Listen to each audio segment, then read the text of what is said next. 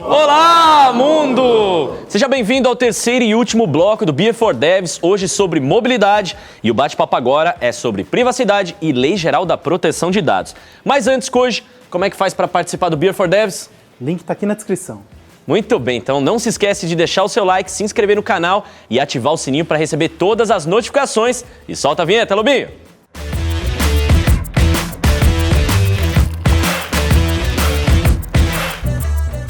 Privacidade? Lei Geral de Proteção de Dados? Sabe do que eu tô falando? Não?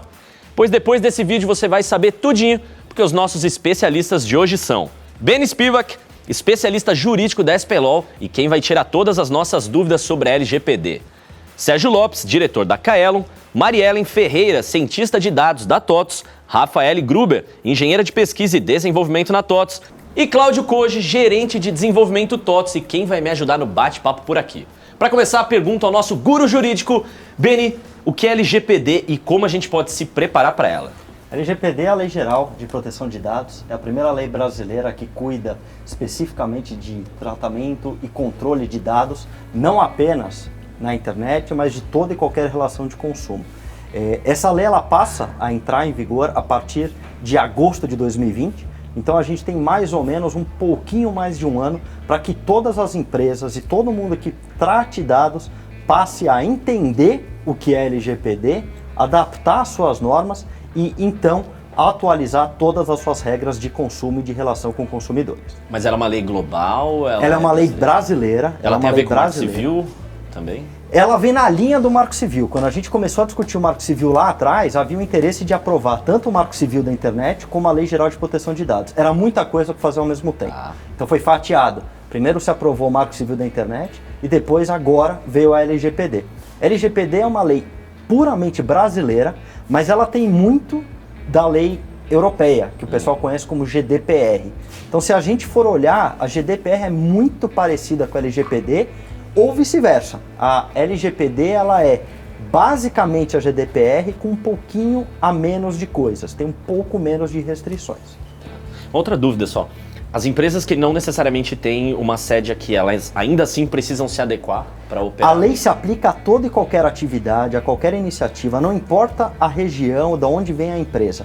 Se ela trata ou coleta dados no Brasil, ela tem que estar adequada à LGPD. Não importa se ela tem sede, os servidores ou o que quer que seja que aconteça fora do Brasil.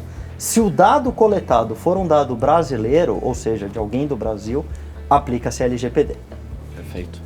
Legal. Quando a gente pensa na LGPD, até um passo antes disso, antes da gente falar das implicações da lei, eu queria perguntar para o Sérgio, na sua opinião, assim, onde você acha, porque a gente fala de LGPD e fala muito da proteção dos dados do usuário, e aí principalmente de dados que a gente caracteriza como sensíveis. Onde você acha que está a fronteira ética ali das empresas nesse compartilhamento e no uso dos dados dos usuários dos seus produtos? Acho que certamente todo mundo concorda que o que fizeram lá na campanha do Trump, etc e tal, passou da qualquer fronteira aí aceitável, né? Aí a gente acha também, ao mesmo tempo a gente dá o direito às redes sociais, por exemplo, de terem os nossos dados, né? Então, aonde aí no meio que fica? É a grande pergunta. Eu acho que, assim, cada vez mais a gente está abrindo mão da privacidade em função aí das novas funcionalidades e serviços que a gente quer para a nossa vida, então isso é um fato. É difícil a gente pensar na privacidade que os nossos pais tinham, hoje em dia é complicado. Mas para mim, pessoalmente, aí acho que é um depoimento pessoal, eu acho que esse limite está muito vinculado ao quanto eu, como usuário, tenho controle sobre isso. Eu acho que isso alinha bastante com a lei também, né?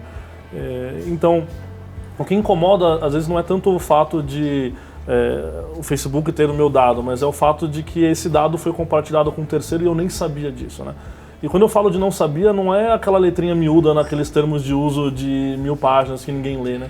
É de alguma maneira ter mais transparência. Assim como eles querem coletar muitos dados meus e terem muita informação sobre mim, eu quero ter informação sobre como eles usam isso e principalmente ter controle sobre isso, né? Então poder dar um opt-out ali de uma ou outra coisa que eu não queira fazer e tal. Então acho que algumas empresas já fazem, né? Algumas dizem que fazem, a gente acaba descobrindo depois nos escândalos que não foi bem assim, né? Então você olha ali e fala, nossa, mas tinha um checkbox para eu marcar que não queria, né? Mas como que a Cambridge Analytica tinha 50 milhões de dados das pessoas, né? Então, eu acho que talvez aí a lei e todo esse controle ajude a realmente fazer isso se tornar realidade, né? Mas o ponto é, eu acho que se eu quiser não participar dessa grande compartilhamento de dados, eu teria como sair disso, né? Acho que esse é um limite importante. Você tocou em 2 pontos que são muito importantes quando a gente fala da LGPD, né? O primeiro, por exemplo, é o que você comentou da gente ter ciência do dado que a gente está fornecendo e o que vai ser feito com ele. Então, por exemplo, eu quero usar uma Smart Band para controlar o meu exercício físico, mas eu não quero que o convênio me cobre mais caro porque ele descobriu que eu não faço exercício físico, por exemplo. Então, e o outro ponto que você comentou que me chamou a atenção é dos termos de uso de 1000 páginas. Eu acho que quando a gente fala da LGPD, ela trata explicitamente sobre esses 2 pontos, né? Sobre como os dados podem ser coletados, no caso da autorização explícita do usuário, e dessa questão desses termos de uso, de como você tem que dizer o que você vai fazer com esses dados. Você poderia explicar um pouco mais pra gente o que muda, o que essa lei traz de diferente quando a gente fala do famoso termos de uso? Eu aceito os termos de uso? Claro, eu acho que o comentário aqui foi muito interessante, porque o que a LGPD faz, ela deixa mais claro a exigência do que a gente chama de consentimento do titular. Eu sou dono dessa informação, preciso saber exatamente para que o meu dado está sendo usado. E não basta simplesmente eu entregar aquele dado para aquele momento e falar, eu tenho a percepção de que vai ser usado para tudo.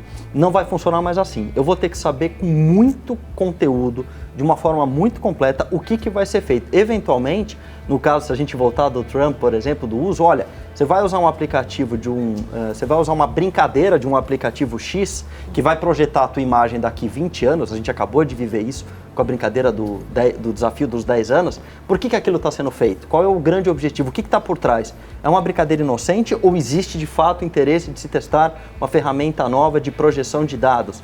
Isso vai ter que estar muito claro. E o mais importante, a LGPD, ela traz alguns princípios, são 10 princípios, entre os quais finalidade e adequação.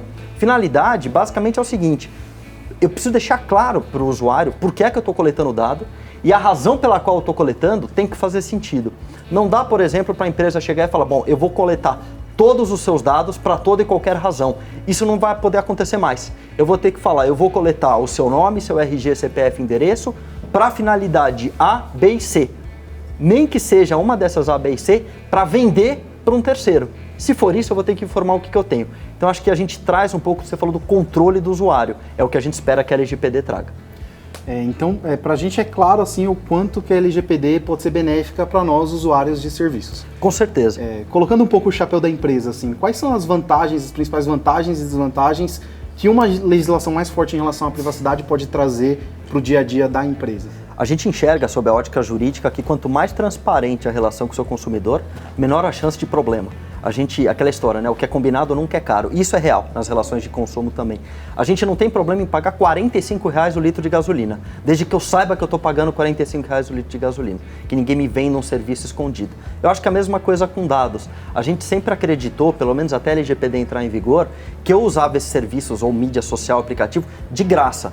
Não é de graça. E hoje a gente sabe disso. Eles estão oferecendo um serviço cujo pagamento é o nosso dado. Agora está claro isso. Então a grande vantagem é forçar a empresa a ter transparência. E isso vai possivelmente diminuir a quantidade de problemas.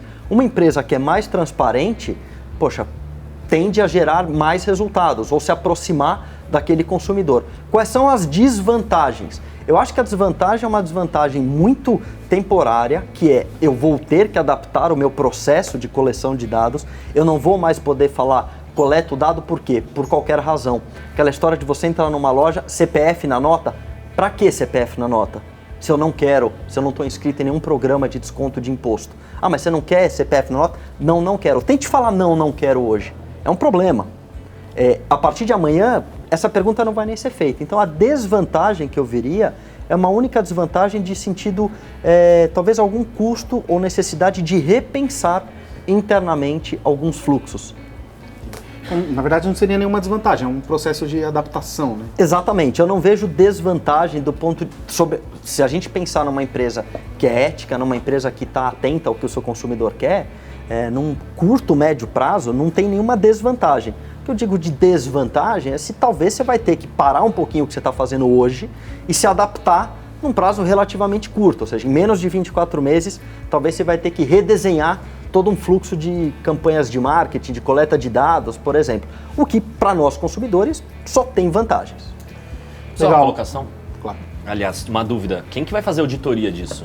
A gente tem uma figura que é a Agência Nacional de Proteção de Dados, que é uma nova agência. Assim como a gente tem a Agência Nacional de Transportes Terrestres, se a gente pega avião, tem a ANAC, se você tem algum problema, você tem um PROCON da vida. Essa agência acabou de ser criada.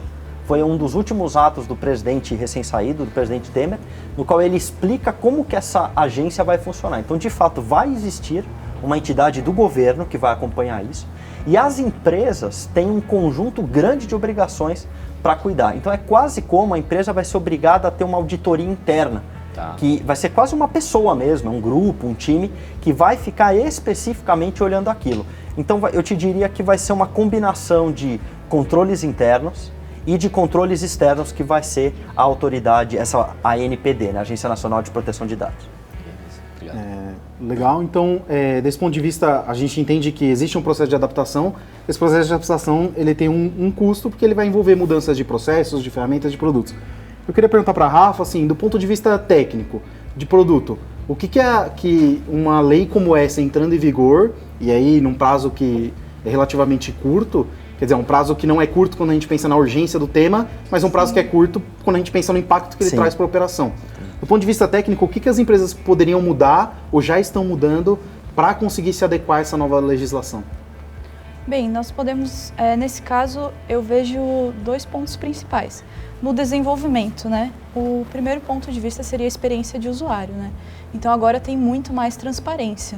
Não é a gente colocar uma janela com muito texto e um checkbox escrito concordo e outro não concordo, né? Então essa questão de usabilidade, de experiência do usuário para ele ter essa transparência é bastante responsabilidade, a forma que essa informação será colocada, né? Então, esse seria o primeiro desafio da empresa, né? Seria pegar o que já existe hoje, quais os sistemas que eu tenho hoje e como eu vou implementar essa experiência voltada à privacidade do usuário, né? A proteção dos dados dele. E o segundo ponto seria, para quem é dev, por exemplo, a parte de criptografia, né? Que é uma parte que vai vir muito forte com essa lei. Então, de novo, eu vou ter que criar aplicações voltadas à privacidade. Então, vai ser como se fosse um design para a privacidade, né? Voltado a isso. É uma coisa que hoje a gente não tem. Nós temos pouquíssimos aplicativos e sites que aplicam protocolos de segurança, porque até hoje a gente não se importava, era uma caixa preta, né? Para onde os nossos dados estavam indo. Então, a criptografia agora vai ser uma coisa muito importante, tanto para a criação quanto para manter os sistemas que já existem hoje. Então, tem muito vazamento de dado que acontece de banco de dados, e o banco de dados estava totalmente descriptografado. Então, estava lá o nosso nome, o nosso e-mail. Se esse banco, pode acontecer da empresa ter o banco vazado hoje, mas se ele tiver criptografado, a pessoa não vai ter a chave, provavelmente, então não vai ser tão ruim. E a empresa vai conseguir se posicionar para os clientes com maior segurança. Então, tem esses impactos grandes para desenvolvimento, seriam os maiores, né, com essa lei, mas são oportunidades também para a gente melhorar o que a gente já tem, né? São desafios, na verdade. Né? Legal, então você tocou em 2 pontos bem claros, assim. O primeiro de usabilidade e o segundo de criptografia e segurança dos dados. Pegando esse primeiro ponto, uma das exigências da LGPD é até que seja adotado o conceito de Privacy by Design, quando a gente constrói um produto ou um novo serviço. Marielle, você podia explicar para a gente um pouco o que é esse conceito de Privacy by Design, como a gente adota esse conceito?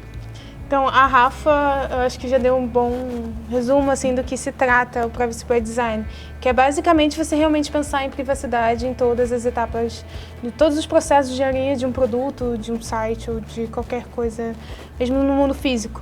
Então, hoje em dia a gente já tem 2 metodologias, que é o SDL, que foi até criado pela Microsoft, e o CLASP, que falam exatamente de quais cuidados você tem que ter em cada etapa do seu processo. Então, desde a etapa que você está definindo o escopo, a questão de usabilidade, a questão de todo o processamento de dados. E, em resumo, assim, alguns tópicos que eu acho bem interessante, que já foi comentado pelo Benny, é você conseguir definir exatamente quais dados você vai querer coletar. Porque eu acho importante você definir isso logo no início, para depois não acabar tendo que precisar de mais dados e aí ter que voltar do início todo para rever a questão de termo de uso, essas questões todas. E também estava vendo que, por essa lei, a empresa que tem os dados, ela é obrigada a fornecer todo o conjunto de dados que ela tem do usuário quando ele solicitar. Então, eu acho também importante todo mundo ficar ligado em como que você vai conseguir fazer o caminho de volta, né? Você já coletou, como que você dá de volta esses dados para o usuário? Hoje em dia, quando a gente vai pedir, sei lá, para o Google ou para o Facebook, isso não acontece na hora, isso leva um tempinho até os dados chegarem num zip no seu e-mail. E tem essa questão também, né, de como que terceiros não vão conseguir acessar seus dados. E eu acho que o mais importante é nós, dentro da nossa área, a gente tem acesso a dados de muita gente, a dados muito sensíveis. Eu acho que também é o quão importante é para o cara que tem acesso a esses dados, o desenvolvedor, ele utilizar da maneira mais correta.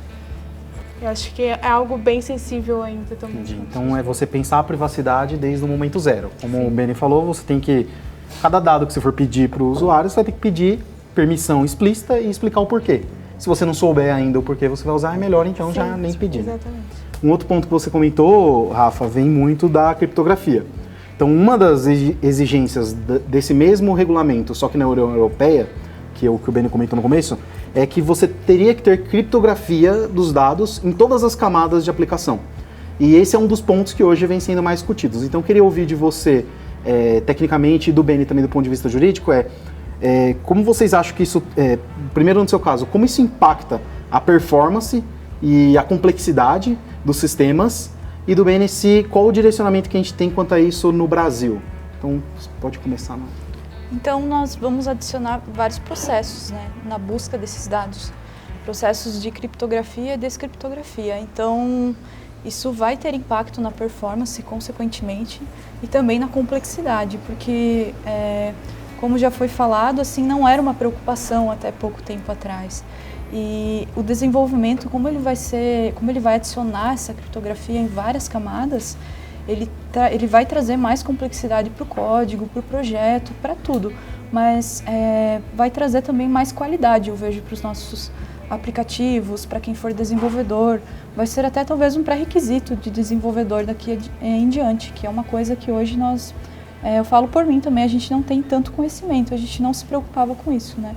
Então, vão ser processos que vão ser adicionados e acredito que hoje, com o processamento que a gente tem, não vai ter tanto problema na performance, mas possivelmente a gente vai ter um custo de buscar esse dado e ficar fazendo esse caminho de trazer o dado de novo e buscar e trazer, e criptografar, descriptografar. Então vai ter um custo nisso, né, de desenvolvimento. Até para exemplificar de forma grosseira, imagina que eu quero achar um cliente numa tabela de clientes, estando essa tabela criptografada, por onde eu começo a procurar, né? Se eu não consigo ler. Então eu teria que descriptografar tudo, por fazer a busca e criptografar tudo de novo. Isso. Acho que essa complexidade é o que vai ter o maior, é o que está gerando mais debate, até quando a gente fala da legislação europeia. E eu queria entender de você, Beni. Na Europa já tem um posicionamento forte enquanto a isso, e como que a legislação brasileira trata esse tema? Hoje, essa é uma das diferenças que nós temos com relação à lei europeia. A lei europeia, de fato, exige alguns níveis de criptografia, enquanto que a lei brasileira, ela exige que você tenha alguns níveis de segurança. Nossa lei não fala especificamente de criptografia. Eu estou usando um exemplo, quando a gente está trabalhando em alguns projetos atualmente de revisão para a aplicação da LGPD, que eu acho que ele explica um pouco da razão pela qual a criptografia pode se tornar muito relevante, que é quase como você vai pegar uma estrada, você vai daqui de São Paulo até uma região muito no interior do Brasil, você tem certeza que você vai pegar um carro, você vai pegar uma estrada 100% esburacada, machucada, enfim, como a gente conhece que essas estradas podem ser. Não faz nenhum sentido você, na véspera da viagem, fazer uma cristalização do carro, colocar um pneu absolutamente novo, deixá-lo totalmente diferente, colocar um monte de acessórios. Isso é um pouco da coleta de dados versus criptografia. A ideia eu só vou pegar os dados que eu realmente preciso. Criptografar é muito difícil, é extremamente caro, gera processos cada vez mais difíceis. Então, me parece que muitas empresas, na hora que entenderem que vão precisar eventualmente criptografar, vão coçar a cabeça e falar, será mesmo que a gente precisa desse dado? Que é um pouco da vontade do legislador. O que ele quer é, empresas, não peguem dados. Não pegue dados porque sim. Pegue dados por uma finalidade específica. Muitas empresas, a gente vê empresas de pesquisa, até de Big Data. O que você quer é dado atuarial, você precisa de um dado estatístico. Então eu não preciso saber que é o Beni que está dando informação, que é o Koji. Eu sei se é um homem, se é uma mulher, se é do Brasil, se não é Brasil, ponto. Esse dado, que é o chamado dado anônimo, ele está tranquilo. Se eu tiver um vazamento de 1 trilhão de dados anônimos, tudo bem, não tem problema. Então eu acho que a criptografia ela vai ter um papel muito importante, mas as empresas vão ter que pensar, preciso mesmo criptografar tudo? Talvez a resposta seja não. Eu acho que o principal ponto quando a gente discute disso é quando a gente fala do que é o dado sensível, né? Basicamente, dado sensível, do ponto de vista da lei, é aquele que te permite identificar um usuário, seja de forma direta ou de forma por inferência, né? E é com esse dado que a lei visa se preocupar mais. Certo? É isso aí, Koji. A gente tem 2 definições de dados. A gente tem uma figura que é do dado identificável, que é basicamente aquele dado que direto ou indiretamente você chega na pessoa. Eu posso colocar o nome e o CPF, óbvio que você vai chegar na pessoa. Agora, num ambiente que eu tenho 10 crianças e um adulto, eu posso falar, é o adulto. Eu não falei o nome, mas eu sei exatamente quem é a pessoa, então eu consigo identificar. Esse é um dado. O que a lei chama de dado sensível é aquele que vai um pouco além, é o que entra quase que no comportamento da pessoa. Entra religião, orientação, cor de pele, origem, são questões que não são exatamente triviais, como nome, RG, CPF, eles entram um pouquinho mais, que é o dado muito sensível. E o terceiro grau, que é o grau mais específico de todos, que é o dado de menores de idade, é um dado realmente muito, muito sensível, e o dado sensível de saúde, que é aquele dado que você estava mencionando, por exemplo, é a tua informação pessoal sobre saúde, tá? Esse teria um terceiro nível de proteção. Entendi. Então, quando a gente fala dessa preocupação e alia com o Privacy by Design, a gente está falando, porque hoje, por exemplo, você conseguiria inferir a religião de uma pessoa se baseando no que ela come, por exemplo. Porque a gente sabe que determinadas religiões têm determinadas limitações ou come determinado tipo de comida. Então, ter o Privacy by Design é você garantir que você pensou nisso lá atrás para você não deixar essa brecha passar, né?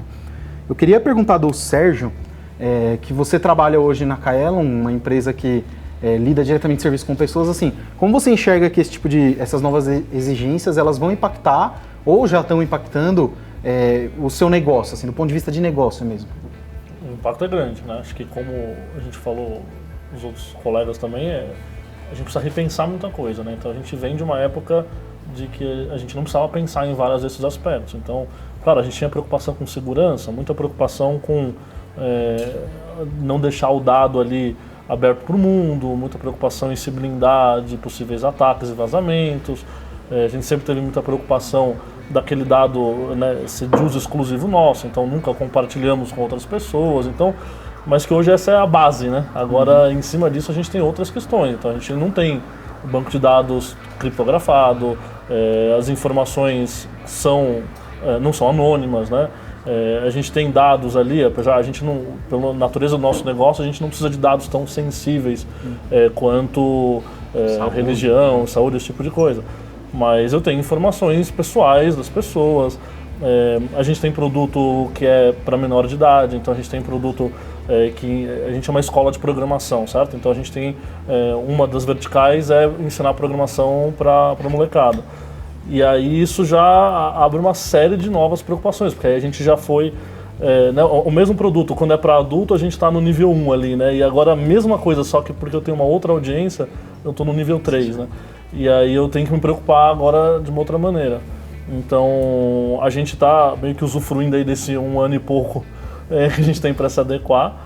Ainda muito em fase de estudo, ainda não colocamos a mão na massa. Acho que até aqui no Brasil ainda se fala pouco das implicações realmente concretas, né? Então, a gente que é mais desenvolvedor, por exemplo, né? E aí, eu vou criptografar como, o que e o que isso impacta, né? Que código eu vou escrever ali, né? Então, às vezes a gente sabe que precisa, mas ainda é um futuro distante porque ainda não está tão concreto assim, né? Mas com certeza é uma coisa que a gente já discute desde a época que foi aprovada a lei e tal, tentar entender essas coisas, né? E até no cenário de vocês, você já tem um ambiente mais controlado, né? Você já tinha uma série de preocupações e já não tinha, por exemplo, um compartilhamento de dados, talvez que é um tema mais sensível, então já estava mais tranquilo. Marielle, aí mais uma pergunta assim, vou começar um sistema agora, ou tenho o meu sistema e eu preciso me preparar para essa lei. Existe algum framework ou alguma metodologia que eu possa usar para me auxiliar na construção desses sistemas mais seguros, nesses sistemas?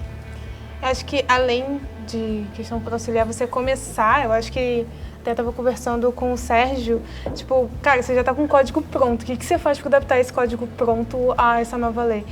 E eu estava vendo, existem alguns análises de código-fonte, exatamente voltado para a segurança. Então, ele vai fazer, vai varrer o seu código, vai pegar certos trechos e comparar com bibliotecas de vulnerabilidade.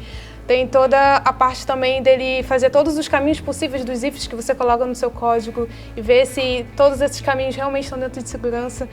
E, além disso, ele consegue também fazer todo o workflow do fluxo de dados. Então, aí, para você conseguir ver exatamente onde cada dado está indo para qual parte do código e tudo mais.